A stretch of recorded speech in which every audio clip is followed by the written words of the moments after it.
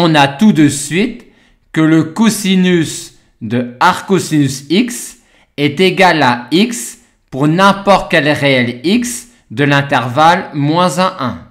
Plus délicat est la valeur de arccosinus de cosinus θ. Quand θ appartient à 0π, je pars de θ, je fais cosinus θ, puis j'applique arccosinus, je suis revenu au point de départ, donc quand θ est dans 0π, arccosinus de cosinus θ est égal à θ. Maintenant, quand θ est dans π de π, je pars de θ, j'applique cosinus, puis j'applique arccosinus. Dans ce cas-là, on a θ qui est congru à moins arccosinus de cosinus θ modulo de π. Et vu où est θ, et vu que arccosinus renvoie à un angle compris dans 0π, ceci nous donne que dans ce cas-là, arccosinus de cosinus θ est égal à moins θ plus de π. En raisonnant de manière similaire, on obtient que sur 2π, 3π, arccosinus de cosinus θ est égal à θ moins 2π. Et on peut ainsi tracer le graphe de cette fonction-là.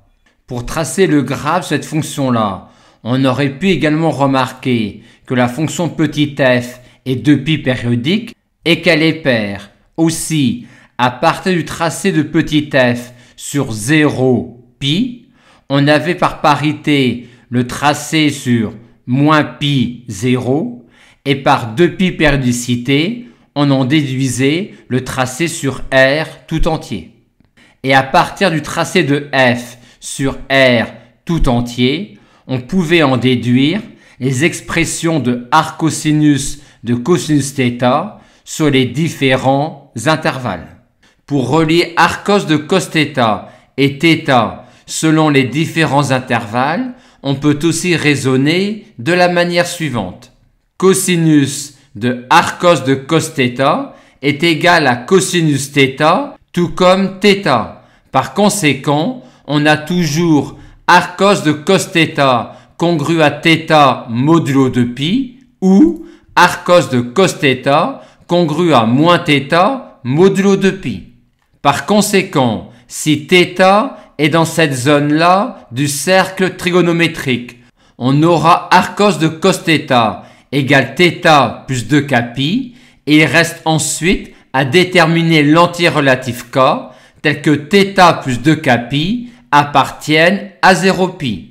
De même, si θ est dans cette zone-là du cercle trigonométrique, on aura arccos de cos θ égale moins θ plus 2kπ et il reste ensuite à déterminer l'entier relatif k tel que moins θ plus 2kπ appartiennent à 0π.